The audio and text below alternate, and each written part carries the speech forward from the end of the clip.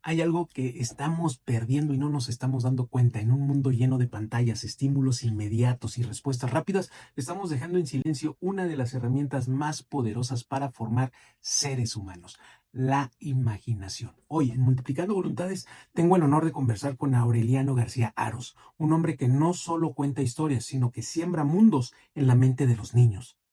Su trabajo no es entretenimiento, es construcción emocional, es identidad, es futuro. Porque cuando un niño escucha un cuento, no solo imagina, aprende a sentir, a pensar, a resolver, a soñar. Un cuento no es un pasatiempo solamente, es un entrenamiento para la vida. Y le damos gracias a Aureliano por llevar historias a donde muchas veces no llega nada más, por recordarnos que la cultura no es un lujo, es una necesidad. Y a ti que estás escuchando esto, quiero decirte algo muy claro. No necesitas ser experto, no necesitas tener el cuento perfecto, solo necesitas sentarte, mirar a tus hijos a los ojos y contarles una historia, porque el día que dejas de contarles cuentos a un niño, alguien más empezará a escribir su historia por él. Bienvenido a Multiplicando Voluntades.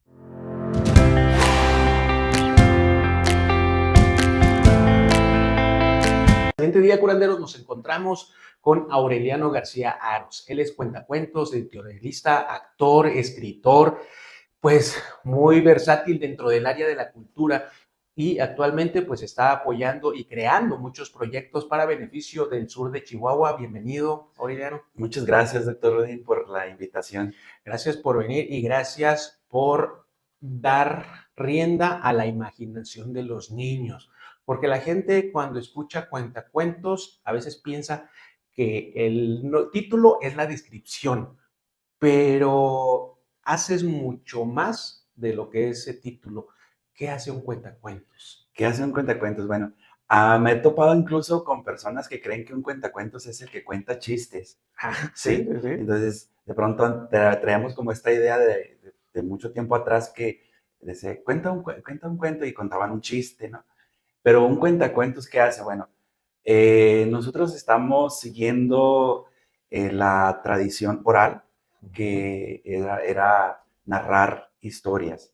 Y esto ocurría desde tiempos inmemoriales, ¿no? Desde que empezó el lenguaje, Sí, reunirnos alrededor de la fogata. sí, esa es la imagen más romántica y más bonita que tenemos de como cuentacuentos, estar justo sentados alrededor de la fogata, ¿no? Cuando llegaban los cazadores a contar a lo mejor incluso con gruñidos, con señas, antes de que apareciera el lenguaje, y narraban esta historia de cómo habían cazado el mamut o el animal que se tratara, ¿no? Como se habían escapado incluso de algún Depredador. ajá, sí. Entonces de ahí viene como esta parte bonita del romance, de contar historias. Hay un cuento muy bello que es muy bello pero muy triste, donde habla de una mujer que vivía muy alejada con su marido y era esta parte de violencia muy pues arraigada, ¿no? Y a lo lejos pues ni quien la notara. Y entonces, este cuento habla de cómo ella logró evitar esa violencia. Entonces, ella le contaba historias al marido y llega a embarazarse, entonces ya las historias se las contaba al marido y al bebé. Entonces, de esa manera ella logra que, ya la violencia sobre ella ya no se ejerza. Y entonces son historias que se van a veces pasando de generación en generación, de región en región, y surgen ya de pronto los hermanos Grimm, los hermanos, todos estos que allá en Europa empiezan a recopilar todas estas historias, la Caperucita Roja, Hansel y Gretel, Blancanieves, La Bella Durmiente, todas estas que son historias muy desgarradoras, terribles. Sí, de hecho son más cuentos para adultos que se adaptan con el tiempo a la infancia. Bueno, sí, Disney hace justamente esto, ¿no? Disney, a él no le gustaba la parte esta violenta de la vida y entonces él decide que estas adaptaciones de los cuentos les quita todas estas partes violentas, ¿no? Pero hay que entender también el contexto que había alrededor de estas historias, ¿no? Por ejemplo, este, Caperucita Roja, de pronto si nos metemos al contexto, era como, no salgas a determinadas horas Cuidado, porque, hay lobos afuera. ajá, entonces está como este simbolismo de los lobos, que incluso hay unas adaptaciones a películas muy interesantes, como el lobo se transforma en un depredador humano, ¿no? Que es el que anda. Ujú. Y digo, analizamos hoy día la sociedad y digo, los lobos siguen. Así Los es. lobos siguen, las caperucitas siguen, y son situaciones que solamente han cambiado de época, ¿no? Entonces, estas historias, Disney las adapta de esta manera, ¿no? Yo dejé de narrarlas porque, por ejemplo, La Bella Durmiente, donde vivieron felices y para siempre, no termina el cuento. Hay otra, Ujú. una segunda parte y entonces es muy interesante porque resulta que Aurora y el príncipe pues sí se casan, tienen 2 hijos y esta parte me parece extraordinaria porque Aurora se empieza a poner celosa porque el príncipe desaparece y regresa y entonces la justificación de él es que tiene que ir a visitar a sus padres al otro reino, pero No no le le sabe, satisface sí. esa Entonces justificación. cuando muere el rey, el papá del príncipe, él tiene que asumir el nuevo papel y entonces ahí viene este giro de tuerca donde te das cuenta que eran caníbales, eran unos ogros, y entonces sí, eran un reino, pero de ogros, y entonces por esa razón no podía él explicar porque él no le gustaba esa Ujú. parte de su historia. Entonces así las historias de pronto les vamos escarbando Dan y un encontramos giro. cosas Ujú. muy, muy increíbles. Y entonces eso es lo que hacemos, contar esas historias, pero también la de los nuevos escritores, nuevas escritoras, Y las propias. y las propias, sí, sí, y entonces, lo que hago, y todos los cuentacuentos somos muy mentirosos. Ok, ¿por qué? Somos muy mentirosos porque, narramos, decía una maestra, Aureliano, tú sabes algo que los demás no saben, Ujú. sabes la historia. Y entonces todas las historias tienen una columna vertebral que a partir de ahí se derivan varias otras, varios personajes. Pero si se te olvida, tienes la capacidad de improvisar y a lo mejor le das giros a la historia y por eso somos mentirosos, porque de repente se nos olvida y vamos contando historias. Recién en Santa Bárbara, en la cafetería, tuvimos la visita de un chico que es narrador del concurso de Don Quijote nos invita a leer Ujú. aquí en Chihuahua, en el estado de Chihuahua, y estamos haciendo como viernes de narración ahí en la cafetería. Y empezamos a hablar un poquito sobre los mitos griegos y todo esto. Entonces, ya después, ya son como por sobremesa, ¿no? Y empezamos a hablar del ladrón del fuego, ¿no? Este mito de allá de los griegos. Entonces le digo, ¿sabes que aquí en México también tenemos Ladrón de fuego. nuestro ladrón de fuego? Y luego empecé a darle como pistas y entonces él ¡pum!, se desarrolló toda una historia genial, genial, pero todo alrededor de historias que tienen que ver con esto, ¿no? Entonces, de eso somos los cuentacuentos, sacamos historias de aquí, de allá y generamos la propia. Pues es que un hecho o una historia, una leyenda, da para muchas historias más. Sí, Fíjate que yo te conocí o supe de ti porque fuiste a la escuela de mis hijas cuando estaban más chiquitas a contarles un cuento y mi hija llegó muy contenta. Yo desde chiquita le contaba historias ajá, a lo largo del día, lo que pasaba. Sí, ah, hijo, es que no se lavó los dientes. Entonces me inventaba una historia de por qué debía de lavarse los dientes, ¿no? De que ujú, se le podían picar, de que se puede hacer daño, ya por ahí salió un monstruo que estaba viviendo adentro de su diente y lo adaptaba a modo de que ella cambiara la conducta. Ahorita, como comentas, de la mujer violentada, ¿no? Empezar a contar de algo real, inventar una historia y sacar un aprendizaje o una moraleja. Esa parte, cuando supe de ti, ella llegó emocionada y llegó con un libro.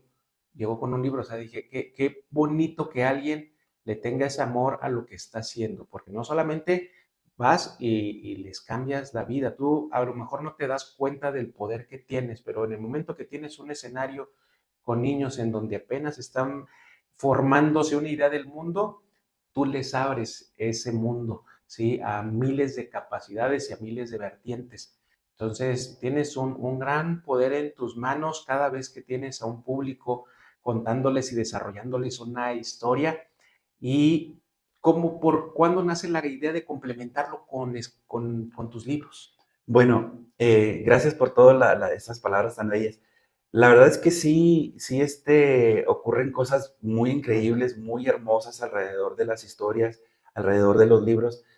Y a una maestra me decía, una maestra de cuentacuentos me decía, es que el ejemplo arrastra, y eso es algo que no es que ella lo haya dicho, muchas personas lo pensamos.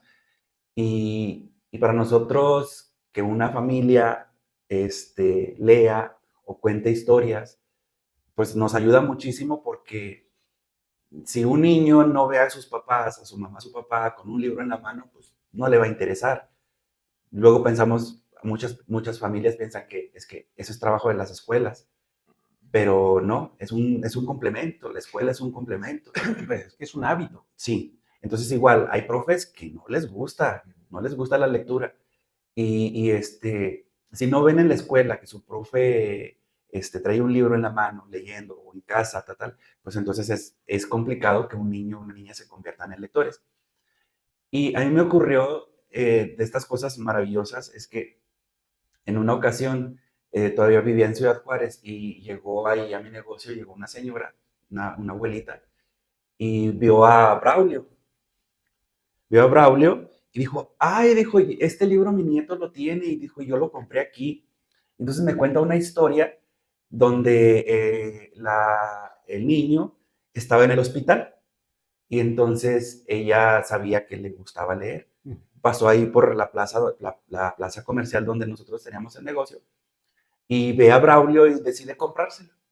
Y el niño estaba deprimido en el hospital, lo habían operado, y estaba deprimido, y entonces no reaccionaba como debiera, ¿no? Probablemente por el estado de ánimo Sí, también. sí, sí, sí. Y entonces llega la señora con Braulio y se lo lee, y entonces se lo deja, y al día siguiente el niño ya estaba así con toda la actitud, dice, y entonces del tiempo que el niño había estado en recuperación, dice, fue asombroso. Y yo me quedé así, yo estaba llorando, y la señora no sabía que yo era quien lo había escrito. Y entonces le digo, señora, ¿me permite darle un abrazo? Yo soy quien escribió el libro. Y yo, ¿cómo? Sí. Despuésito volvió con el niño, y ya se lo firmé y todo. Entonces, esas historias alrededor de un libro son increíbles y pasan mucho. Después me encuentro con un joven que ya estaba en la universidad. Y entonces me dice, usted no se ha de acordar de mí. Es porque yo estaba niño cuando yo lo conocí a usted. Dice, usted fue a mi escuela, me contó estas historias. Se acordaba exactamente de todas las historias. Estamos hablando fácil ya de 10 años que habían pasado, ¿no? Y entonces me dice, gracias a usted, dice, yo estoy estudiando letras hispanoamericanas. Wow. Entonces dije, wow, son historias Sí, que sí. te hacen sentir y creer y pensar que vas haciendo las cosas bien. Todo esto ocurre en el rancho granadeño donde yo nací. Tenía una abuela que era lectora, en mi abuela materna, Petra, y siempre lo cuento, porque es ahí donde nace mi deseo, mi gusto por las letras, primero por la palabra hablada y luego después por las letras, ¿no? Ella nació en Batopilas, y entonces su historia es muy, muy, también muy emocionante, me parece a mí, la historia de mi abuela.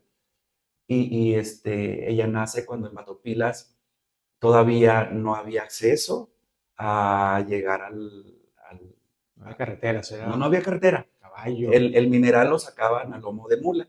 Entonces ya desde ahí empiezas a generarte una historia, cuando mi abuela nos contaba y tal, y que ellas. Entonces, mi abuela nos decía, es que mi vida, dice, tiene que ser contada como en una novela. O sea, yo creo que desde ahí ya mi abuela ya me estaba diciendo, tienes que ser escritor. Cuéntala. Sí. Y entonces, un día, ya viviendo yo en Juárez, yo estaba estudiando psicología, y de pronto se me abrió así como muchas ideas, ¿no? Ya había estudiado teatro, y, y entonces dije, necesito escribir, y empecé a escribir cosas, que ya escribía desde pequeño, ¿no? Pero yo escribía poesía.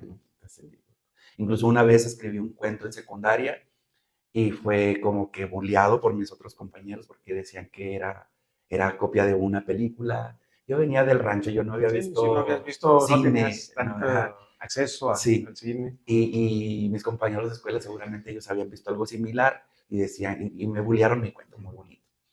Y entonces como que ese tipo de cosas Te te detienen detienen. un poco, ¿no? Pero cuando ocurre todo esto de querer escribir, cuando estaba estudiando psicología, mi abuela ya estaba grande y entonces decido pedir mis vacaciones y me voy al rancho a platicar con ella. Y nos la pasábamos platicando, platicando, platicando. Y entonces empiezo a escribir, ahora sí, su historia ya muy novelada, ¿no? La abuela, necesito ponerle cosas acá porque las historias necesitamos ponerle, adornarlas, quitarles, ponerles. Y ella me dio así como la venia de que, ok, vas. Y entonces me regreso yo a Ciudad Juárez y empezó ya a pulir supuestamente la novela. Se meten a mi casa, roban mi laptop y se llevan la historia. Pero afortunadamente yo la tenía escrita siempre Sí, me ha hermano. gustado escribir a mano. Y entonces vuelvo a reescribir, tal. Entonces viajamos a Batopilas a conocer. Y era todo, todo, todo, todo completamente diferente A a lo como que te yo lo había. había entendido y Ujú. como yo lo tenía en la novela. Entonces hay que reescribir. Entonces así empieza como este juego, ¿no? Pero escribo también justo cuando estoy haciendo la carrera, la licenciatura de psicología, ocurre que no me llena completamente. Y entonces me llega una invitación para hacer un diplomado en ciencias de la educación. Y empiezo a involucrarme mucho con los profes, las maestras y todo. Y entonces, en una dinámica por ahí dentro de la normal, este, llevo un cuento que había escrito que tenía que ver con el cuidado del medio ambiente. Y entonces era un duende, y este duende, traigo la Ajá. sierra en la espalda, ¿no? Entonces, este duende cuidaba que las ramas de los árboles, cuando se quebraban, que les caía un rayo, él iba y las sanaba. Y entonces empieza la deforestación y entonces a él le duele mucho. Y bueno, empieza todo, tiene un rollo muy ecológico. Y entonces me dicen los profes, es que esto tienen que llevárselo a los niños, es muy bueno. Y en Juárez está el Parque Central, que era la escuela de agricultura, de agronomía. Y entonces estaba completamente abandonado y era muy campo todo, había Ujú. víboras, conejos, estaba lleno, lleno de vegetación De de fauna. fauna. Y ahí voy y junto con mis sobrinos, les tomo fotos y uno de mis sobrinos se convierte en el modelo para el duende y mi sobrina, tal, tal. Total de que ese libro lo ilustramos con mi familia y lo escribo y todo. Y hago también un pequeño como documental donde les proyectaba a los niños un poquito el daño que se le hacía a la ¿Eso hace tierra. cuánto fue? Uy, esto ya hace como 18 años, 18, 20 años, sí, más o menos. Ujú. Ajá. Todavía yo no era cuentacuentos.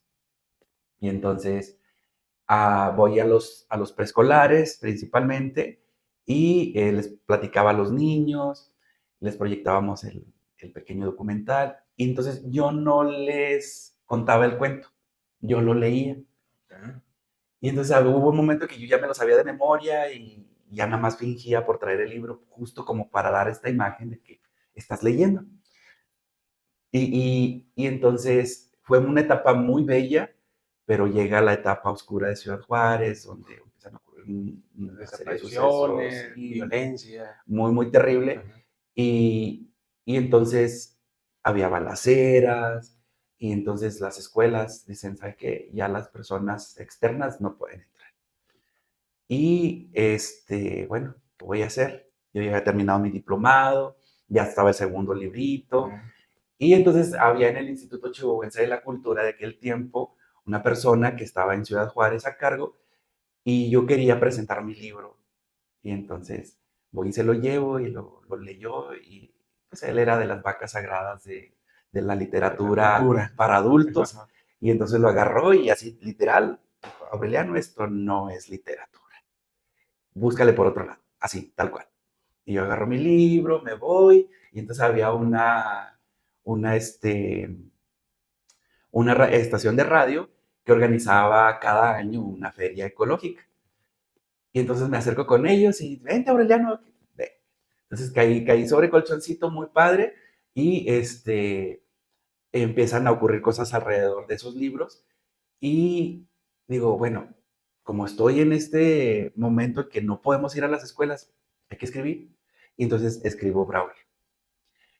Y llega a Ciudad Juárez, ya estaba en el estacionamiento de un centro comercial, se hacía la feria del libro, una feria de libro, y ya era una feria muy en forma, porque se hacían otras feriecitas dentro de las plazas y así, pero esta ya era una feria en forma, y entonces, vamos. Y yo pertenecía al programa nacional de salas de lecturas.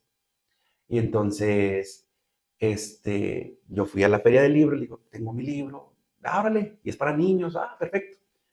Y vive en Ciudad Juárez una escritora, Lisa Di Georgina, que también escribe para niños. Entonces hicimos como un match ahí y luego ya me dijo, yo te ayudo a presentarlo. Y entonces tenía una amiga que también era cuentacuentos, Lisbeth Gallegos, y luego me dice, yo te hago la lectura. Y ahora, entonces se hizo una cosa bien, bien hermosa y la feria de libros tenía su foro para presentar libros justo al centro, porque era una carpa gigante y entonces toda la feria de libros escuchaba el audio de quien estaba presentando el libro.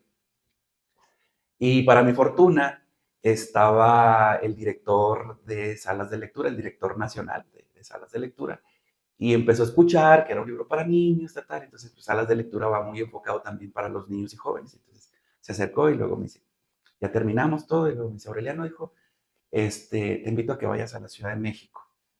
En noviembre, los primeros días de noviembre, era una feria de libro bellísima. Feria internacional. Sí, de la FILIG, era la Feria Internacional del Libro Infantil y Juvenil. Maravillosa, maravillosa. Cuando yo llegué a la Ciudad de México, era mi primera vez que yo iba a una feria de libro, la primera vez que viajaba a la Ciudad de México. Y entonces dice, hay un seminario, ve al seminario y, y te vamos a dar un espacio ahí en salas de lectura para que presentes tu libro. Nadie me conocía en Ciudad de México, el grupito con el que yo iba, eran los únicos. Y eso porque nos conocimos allá, sí, allá en el hotel, ¿no? Entonces, llega el momento, a la hora de la comida, porque no estábamos programados, porque ya estábamos fuera de tiempo, ¿no? Y entonces estaba lloviendo, dije, nadie va a llegar. Esta fili siempre ha sido en exteriores, entonces era donde está, ahorita me recuerdo cómo se llama esta plaza, este lugar, este parque, y salimos a la hora de la comida, nos trasladamos cuatro o cinco amigos que estábamos en el programa, vamos, tal, y luego estaba lloviendo, pues bueno, no había público, pero gracias a la bendita lluvia, la gente se fue acercando, y se llenó, y entonces empezamos a presentar el libro, y de ahí mismo me surge la invitación para ir, pero a la FIL, en Guadalajara, y yo sí en mi mente siempre había pensado que dije, un día voy a estar en la FIL de Guadalajara, nada más que yo quería estar en el área de niños. Y dije, Alemania no, todavía no, porque Alemania ocupa el primer lugar en ferias de libros. Ajá. Guadalajara, aquí en México, el segundo, pero el primero a nivel latinoamericano. Entonces, siempre como que yo lo tenía ya como proyectado, pero no sabía que iba a ser tan rápido. Yo dije, a la vuelta de varios años, a lo mejor yo estoy ahí. Era independiente, no tenía editorial y bueno. Entonces ocurren cosas bien hermosas alrededor del libro y ahí mismo también en la Ciudad de México me llega la invitación, pero para ir a Ciudad del Carmen, en Campeche. Y entonces también dije, es que esto sí suena bien bello, pero se me hace como que no. Tenía este síndrome de la impostora que no sientes sí, como que... No te deja avanzar, sí, no te la crees. Si no te la crees y sientes que no te mereces lo que te está pasando. Y entonces, bueno, voy a la FIL en Guadalajara y dije, esto es lo mío. O sea, los libros es lo mío. Y entonces cuando voy a presentar Braulio, ahí en la FIL de Guadalajara estaba un cuentacuentos. Luis Felipe Rodríguez estaba contando una leyenda que es leyenda mito de acá de Baja California y que a mí me enamoró. Dije, esa la tengo que contar yo. Y este cuate voy a dar cómo le hago, pero para que me pase la historia. Entonces, él se queda a escuchar la lectura de mi cuento. Y entonces, al final, intercambiamos teléfonos y todo.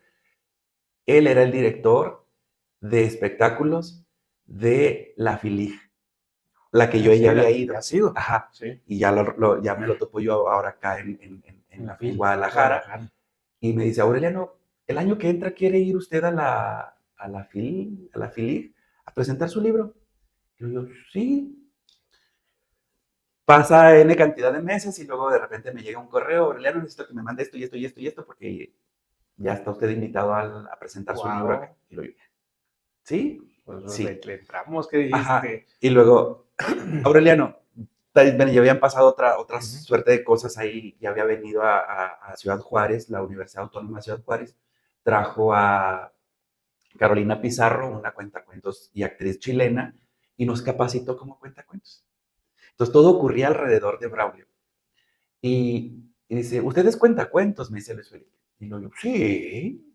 Bueno, entonces, mire, le tengo dos propuestas. Una, que venga y presente su libro una ocasión. Dos, que sea cuentacuentos. Ahora vamos para decirle al público, ¿qué diferencia hay entre un lector de cuentos, que era lo que habías hecho hasta ese momento, Ajá. a un cuentacuentos? Ok, el lector en voz alta es que tú agarras tu libro y estás leyendo y estás dándole ciertos énfasis, pero... sí, pero la lectura en voz alta es totalmente el libro. Ajá. Ajá. El cuentacuentos, yo agarro el libro, lo leo y luego ya te lo cuento. Puede ser que con mis propias palabras. A tu interpretación. Sí, mi interpretación, porque memorizarte un libro es más complejo. Y entonces, esa sería como la diferencia. Y el cuentacuentos, pues si hacemos, bueno, también el cuentacuentos hay partes hay cuentacuentos que son muy cuadrados, por decirlo de alguna manera, y que no, el cuentacuentos es que se para enfrente, platica y tal, y sí mueve las manos, todo el asunto. Entonces le da inflexiones a la voz, pero no pasa de ahí. Y hay otros cuentacuentos como yo que nos tiramos al suelo, que narramos y tal, y hacemos circo, maroma y teatro para hacerles a los niños más atractivo el Pero cuento. no solamente se lo hacen más atractivo, los están metiendo al cuento. Ujú. Dicen que la gente puede olvidar a veces lo que le dijeron, pero jamás cómo los hicieron sentir. Y tú los haces sentir ese cuento, ¿sí? Braulio fue el primer cuento que contaste. No, curiosamente, el primer cuento que narré fue bueno, ya cuando aceptó esta cosa de ir a como cuentacuentos, porque me decía Luis Felipe, mire, es que va y presenta el libro una única ocasión. Sí. Bien, dice, pero si va como cuentacuentos, yo lo voy a contratar para que haga 5 funciones. Y entonces, en cada función, usted va a tener como la libertad de 5 minutos al principio hablarles de su libro y 5 minutos al final Promocionarlo. Para quien lo desee llevar. Dice, pero eso, así sería. Yo, pues bueno, 5. Dije, además me van a pagar por ir a contar historias. Y entonces el primer cuento que yo narré, porque me pidieron que llevara una historia de acá de Chihuahua, y si mal no recuerdo, fue Basasiachi, la historia de Basasiachi. Y entonces, pero así como muy resumido, porque tenías que hacer un cuentacuentos en un espectáculo de 45 minutos, puedes contar hasta 3 cuentos cortitos. Y así como para romper ok, este ya está tediosito, y entonces te vas dando cuenta de que, okay, mejor metes este otro, y bueno. Y llevaba varias historias, porque si te preparas, tienes que prepararte como con 4 o 5 historias a una feria, porque luego las ferias también tienen su temática, y entonces hay que uno prepararse para eso, ¿no? ¿Qué diferencia hace entre contar un cuento propio como Braulio a o una historia que no es tuya? Bueno, ahí de pronto, para mí, llegar y narrarles Braulio, por ejemplo, es quitarle la posibilidad al niño, a la niña, de que ellas descubran el libro como tal. Okay. Sí, entonces sí los cuento, sí los he contado, pero me gusta esa parte que sean ellos los que descubran. Vayan descubriendo. Ajá, que vayan descubriendo a través de la lectura la historia. Yo llego, les platico y les hago una pequeña semblanza nada más. Ahora llego y ya son 5 o 6 libros los que llego y así rápido les platico un poquito para que al final ellos tomen la decisión de cuál es el libro que ellos quieren llevar. A veces me toca la felicidad de que se los llevan todos, pero a veces no, 1, 2, nada más. ¿Y qué prefieres tú? ¿Contar una historia tuya o contar algo de alguien más? Ambas. Ambas. Ambas, sí, ambas. Amo compartir el pensamiento de otros escritores, escritoras de los libros, y eso porque luego digo, ¿no se les ocurriría a ellos hacer esta otra forma de como yo lo estoy contando?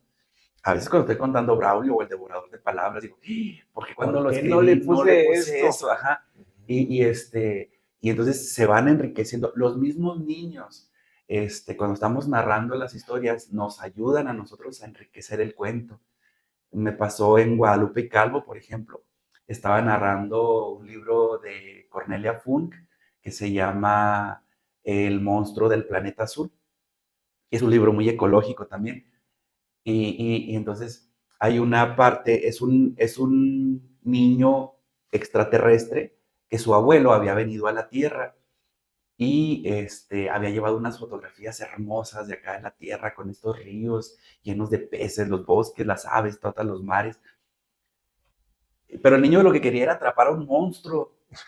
Entonces él creció pensando en que un día iba a venir a la Tierra a atrapar un monstruo y estos monstruos tienen 2 pies, tienen 2 brazos, 2 piernas, una cabeza llena de pelos, 2 ojos y una boca llena de dientes filosos. Y eso él lo quería. O sea, él quería un monstruo terrestre, ¿no? Entonces viene y hay una imagen de que los niños tienen de las películas de pronto, por ejemplo, de Toy Story, donde están los marcianitos que están todos así, que van ahí en la camioneta. Entonces yo estoy contando la historia y estoy describiendo cómo el niño se imaginaba, este niño extraterrestre, cómo se imaginaba al monstruo. Y empezó a describirlo, ¿no? Esto justo que de los 2 manos, bla, bla, bla. Y entonces de repente, oh, los niños empiezan a hacer, oh, ok, cortas el cuento y los involucras a ellos y los dices, ok, cuando el cuentacuentos diga que tenía 2 pies, ustedes van a decir, oh, sí. Entonces va llegando, entonces le vamos aumentando el clímax, de manera que cuando llegas y les dices, tenía dientes filosos, entonces ya los niños no dicen, oh, dicen, y se hace todo un escándalo, ¿no? Entonces eso a nosotros nos llena como de más energía, porque son los niños los que dices, los que te van guiando, que tu cuento va por buen camino. Ahora ando contando justamente porque el tlacuache tiene la cola pelona. Y cuando los niños hacemos que se sientan parte del cuento, de la historia, le llega más todavía porque, pues sí, el tlacuache tiene la cola pelona, sí, pero ¿por qué? ¿Cómo son los tlacuaches? Entonces ya les describes cómo es el tlacuache, ¿no? Pero resulta que la historia ocurre ahí. La van creando, la van viviendo ahí. Sí, pues los tlacuaches acá sí tenemos, pero como que no son, es más como de otras regiones del país. El sur del país. Ajá. Entonces, pero resulta que el tlacuache, los dioses, vivían allá en lo alto de la montaña, pero qué tal que la montaña es la montaña de aquí del cerro de la Prieta. Tiene local. Ajá, cuando todavía no era la mina. No, en muchos años aquellos, y los hombres vivían acá y no tenían fuego, pero los dioses allá sí estaban. Entonces ya los niños, ocurrió un parral. Por eso somos también mentirosos. Entonces sí vamos haciendo como eso. Entonces a mí me encantan las dos formas. Comentabas al principio que el cuento debe de tener como que una estructura. Sí. ¿Cuál es la estructura que debe de llevar un cuento? Bueno, la forma tradicional de la enseñanza que nos han enseñado a cómo escribir un cuento, ¿no? Que es inicio, y luego en el inicio tiene como su regla, ¿no? En el inicio tienes que describir cómo es el entorno, donde van a estar los personajes y das como una pequeña, quiero pensar, estoy pensando en un pastel, como una pequeña embarradita al pastel del betún, de cómo va a ser lo que va a ocurrir, pero nada más así como así, ¿no? Y luego ya es el nudo, desarrollo, y ahí, pues ahí es como la parte más, está como entre la parte, pienso yo, como que tranquilita, pero como que empieza a agarrar Se va vuelo, desarrollando, ajá, agarrando se va vuelo. agarrando vuelito y luego ya, pum, el desenlace, ¿no? Qué bueno, y ya el desenlace ya es la parte donde, oh, Romántica, sí, es quizá, al romántico, ajá, sí, sí, aprendizaje. sí, sí, toda esta parte, ¿no? Entonces, tradicionalmente los cuentos así se deberían de escribir, pero ya las nuevas formas, hay quienes llegan directo al nudo Nudo. y de repente ¡pah! Te dan un giro de tuerca y te mandan al principio para entender por qué ocurrió eso. Y a veces ya no hay cuentos con finales felices. Me recuerda, esta es una leyenda bien hermosa, es como cuento, leyenda no, no es leyenda, es un cuento de África, donde un hipopótamo está por ahí revolcándose en el lodo y todo, y esto es de tradición oral. Y entonces, está revolcándose y de repente, una abejita dorada llega y se para ahí en una flor a la orilla del charco donde se estaba él enlodando, y luego, describes cómo era la abejita preciosa con unos ojos. Entonces el hipopótamo, que además era morado, se enamora de ella. Y entonces todos los días él ya le tenía un ramo de flores para que ella llegara, porque era lo que más le gustaba, las flores a ella. Entonces ambos se enamoran y tal, pero hay un zángano. Entonces vamos llenando, contestando también a lo anterior, cómo se va constituyendo el cuento. Hay un zángano. Entonces necesitamos un héroe, pero necesitamos un villano, ¿sí? Y a lo mejor hay villanos bien intencionados, pero que finalmente son los que también le dan como ese valor emocionante, ¿no? Al cuento. Y entonces este zángano va con la abeja reina y le dice que pues la abejita dorada pues, no está cumpliendo con sus cuotas de su trabajo, porque va y visita a este cuate, ¿no? Y entonces la reina también asume un papel que aparte de su función, ¿no? Asume su papel de villana y entonces encierran a la abejita y entonces aquí es donde entra la magia, porque el hipopótamo empieza a desear estar siempre con ella.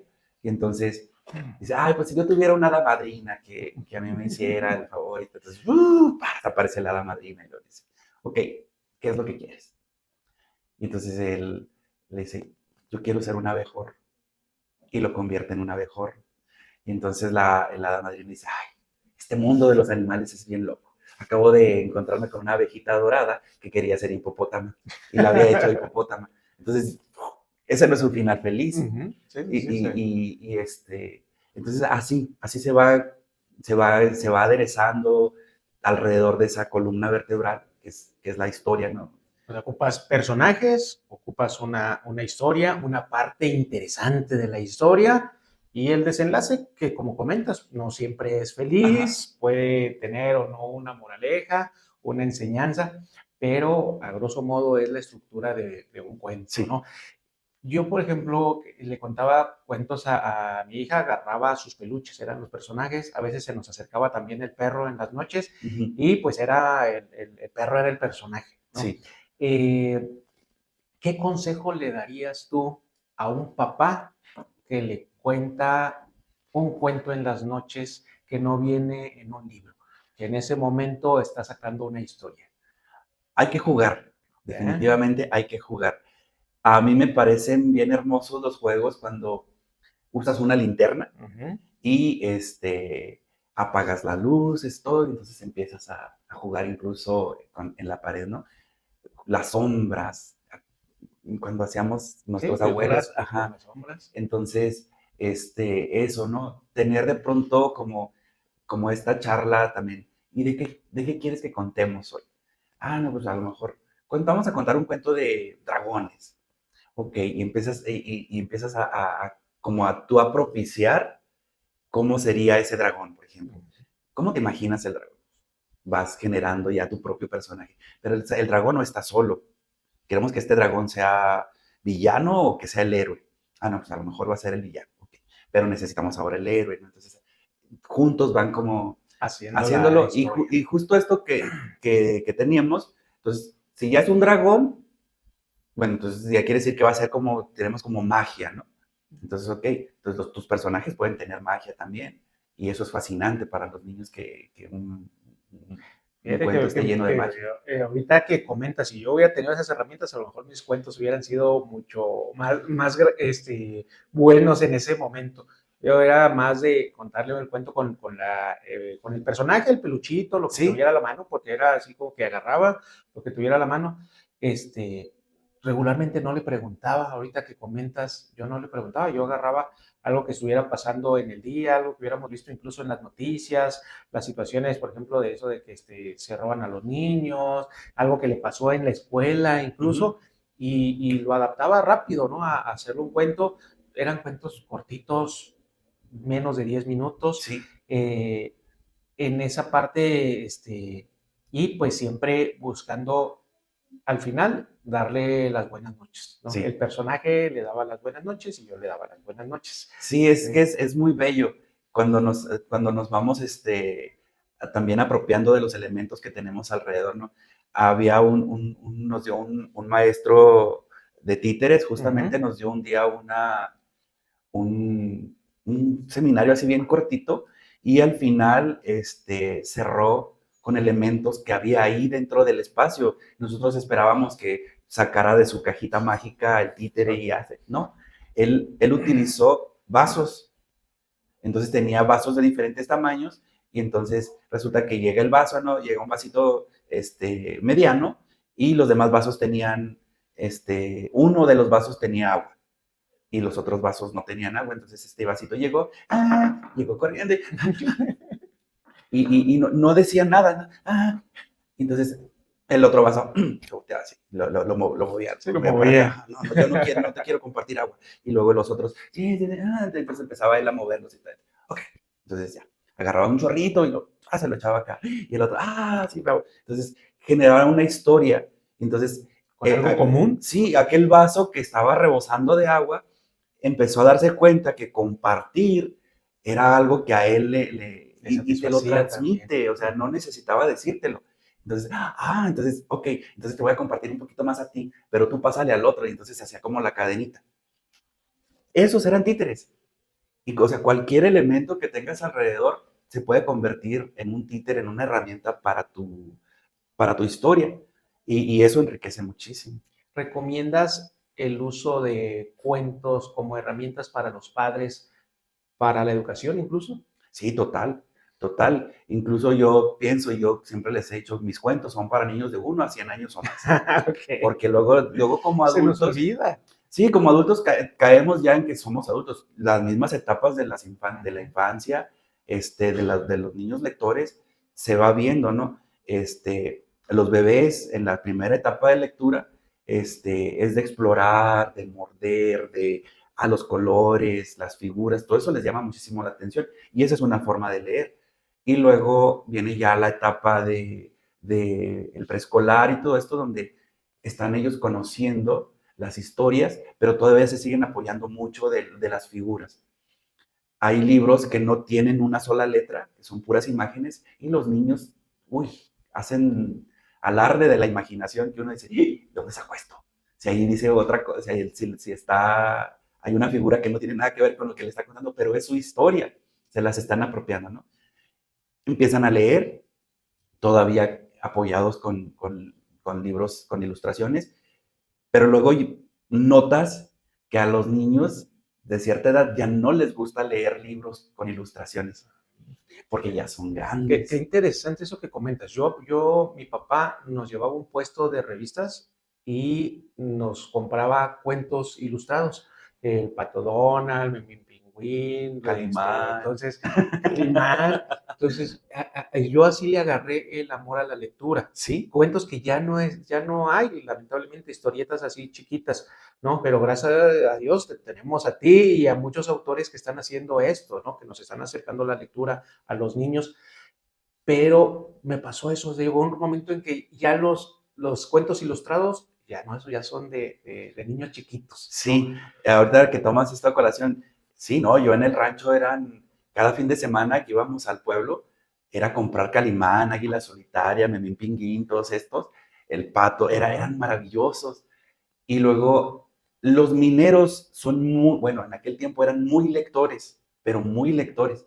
Yo veía a mi papá que llegaba con la lonchera ya sin la comida, pero adentro venían novelas, libro vaquero, un chorro de historias, y que a mí no me dejaban leerlas porque gráficamente traían cosas de adultos. Ajá, y entonces de pronto las vas descubriendo, ¿no? Pero llega ese momento en que dices, los niños dicen, no, es que yo ya estoy grande para leer cuentos que traigan ilustraciones. Y empiezan con libros, afortunadamente hay historias cortitas, como dices, y poco a poco, y no, ya de repente ya los ves leyendo sagas enteras, y que a mí me pasó, por ejemplo, con Harry Potter, que tenía que esperar a que llegara el siguiente libro y era doloroso, porque ¿cuándo va a llegar? ¿Cuándo va a llegar? Cuando descubrí a Cornelia Funk, justamente la descubrí con un libro maravilloso, que es una saga también, que se llama Corazón de Tinta. Y luego siguió Sangre de Tinta y Muerte de Tinta. Y es una historia bellísima. Entonces la descubro y resulta que Cornelia escribe para las infancias. Y entonces, digo, entonces, ¿por qué? A mí me parecía extraordinaria J.K. Rowling con Harry Potter, pero descubro a Cornelia y digo, es que Cornelia es más maravillosa para mí, ¿verdad? Sí. Porque la Rowling se queda solamente con la magia de Harry y está bien, digo, también descubres tu nicho y así como que, pues yo aquí estoy a gusto. Ajá. Pero Cornelia no, Cornelia explora todo, magia, aventura, el realismo. Entonces, Cornelia es Tus favoritos. de mis favoritas, sí.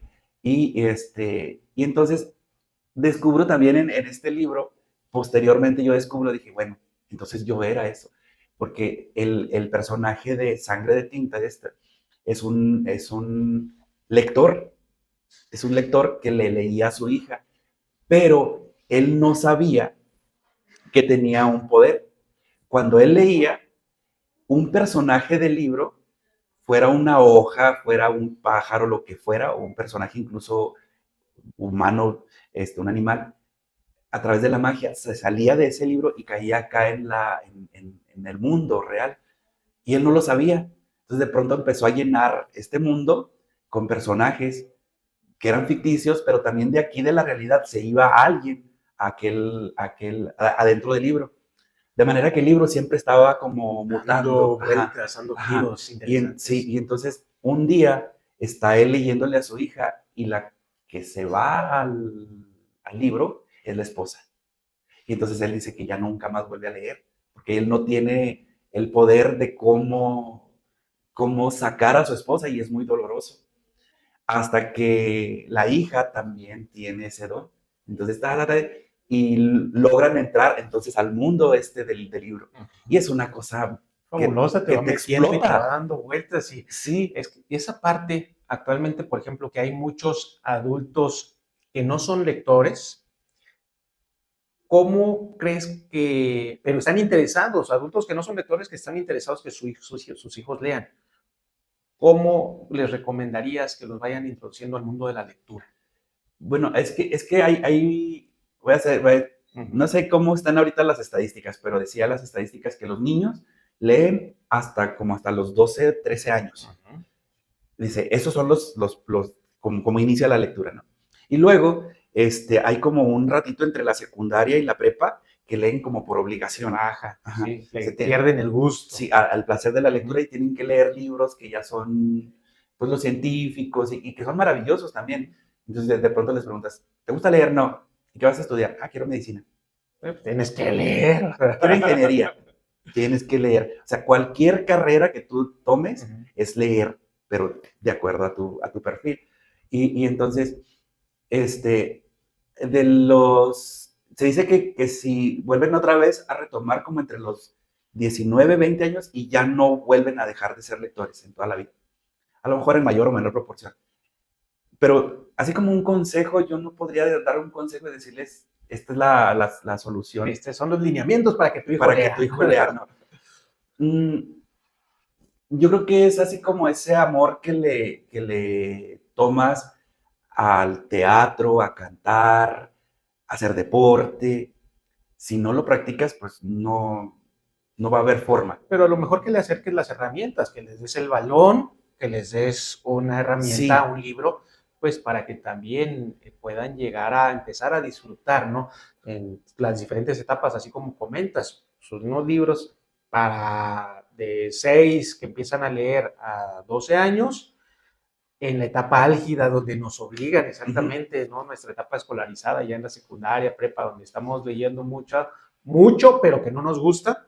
A lo mejor hay algo ahí que les puedan acercar y pues también tener algún libro ya en esa etapa de adultez en donde puedan también recomendarles, acercarles, ¿no? Sí, y yo creo que también se vale darnos la oportunidad, darnos ese chance, ¿no? De como adultos, de hacer cosas diferentes. A lo mejor eres un adulto que siempre te ha gustado leer y no lo sabías. Porque a veces pensamos que leer es aburrido, pero a lo mejor tienes ese cuentacuentos. Adentro de ti. Ajá, y entonces a lo mejor ya no vas a contar, ya no le vas a leer el libro, sino que o sea, que lo vas a contar, se los vas a contar a ellos y los niños van a ver que esta historia que te están contando está basada en este libro.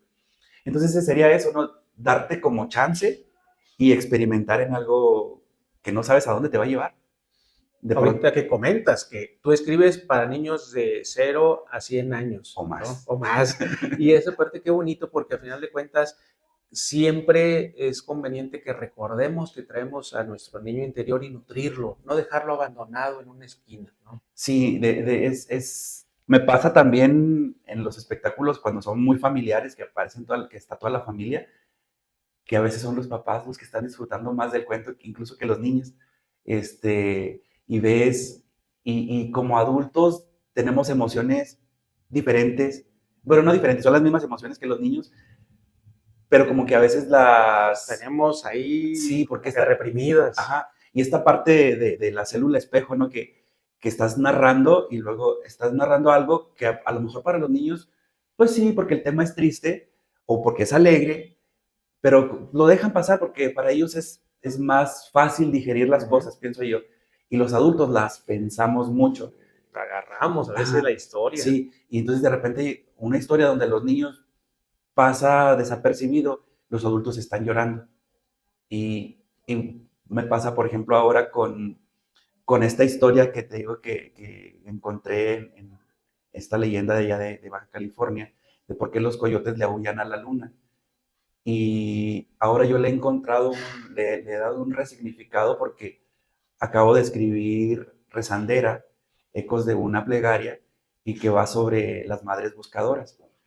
Entonces, esta leyenda, pues en algún momento este joven quiere subir al cielo porque ahí es donde están las estrellas que en algún momento bajaron a la tierra convertidas en mujeres, y él se enamora de ellas, entonces sube por la trenza de una de ellas y corta la trenza a la chica y él cae y entonces su cuerpo se desmembra y queda regado sus huesos por las arenas de allá de Baja California. Y él vivía con su abuelita y entonces su abuelita empieza a buscarlo. Entonces, a mí me cayó el 20 y dije, es que esto es eso, son las madres buscadoras a través de un ¿De un cuento cuento? que tiene siglos. Pues es de la tribu Pai Pai en Baja California. Y entonces, para mí, vas encontrando en los cuentos, en los libros, vas encontrando cosas que si no te sanan, sí te dan como un pequeño paliativo así bien bonito, como un bocadito de felicidad, digo yo, que en San Luis Potosí también un amigo, esta frase no es mía, un amigo que conocí allá me dijo, es que das bocaditos de felicidad. Y es eso, ¿no? A través de los libros, a través de mis cuentos, que no son míos, pero que yo me los apropio. Quiero dar eso como un bocadito de Y felicidad. lo estás logrando, y no das un bocadito, das un banquete de felicidad. La verdad es que más cuentacuentos es lo que necesita nuestra civilización actualmente. Las poblaciones deberían de tener como que el cuentacuentos de nuestra ciudad, porque se necesita despertar esa imaginación en los niños, recordarnos a los adultos también. Mis hijas se volvieron el pretexto para ver películas infantiles y eso es bueno, pero también es triste a veces que necesitemos al llevar al niño para decir, yo quiero ver una película infantil, ¿no? Recordar a los adultos lo bueno que es leer, que retomemos un libro, a veces como Braulio, que es una lectura aparentemente para niños, pero todos podemos aprender algo de tus cuentos y pues de eso se trata parte de lo que estamos haciendo, lo que es multiplicar voluntades. Sí. Y tú lo estás haciendo muy bien. ¿Para ti qué significa multiplicar voluntades? Es una cadena, definitivamente es una cadena de amor, me parece que es una cadena de amor, porque cuando yo decidí regresarme acá, después de 30 años de vivir en Juárez, de una ciudad que siempre fue bien generosa y bien hermosa conmigo, y me decían, una amiga pintora, que ella se fue en COVID, pero me decía, dijo una palabrota, ¿a qué te vas a la sierra? Entonces le digo, es que Juárez tiene mucho. Uh-huh. Y lo que yo aprendí aquí en Juárez, me decía en una ocasión que conocí al maestro Toledo en Oaxaca, decía, es que tienes que salir, empaparte y luego regresar a tu tierra y dejar un poquito de lo que tú hiciste allá, ¿no? De lo que tú aprendiste.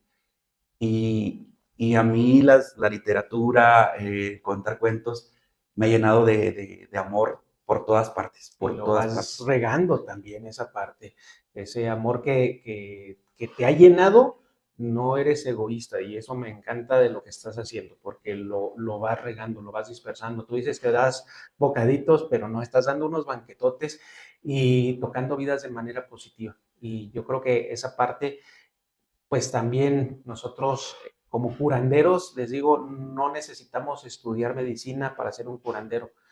Debemos de tocar vidas de manera positiva y de esa manera ser un curandero para alguien más. Y tú eres el vivo ejemplo de ello. Por eso te vamos a dar el corazón de curanderos, Ay. que es pues precisamente un corazón roto, donde alguien llegó a ponerle un curita y todos podemos ser una pieza importante, como dices, una cadena en donde seamos más la gente que busquemos hacer el bien de nuestra comunidad. Gracias por darnos esos banquetotes de felicidad, Aureliano.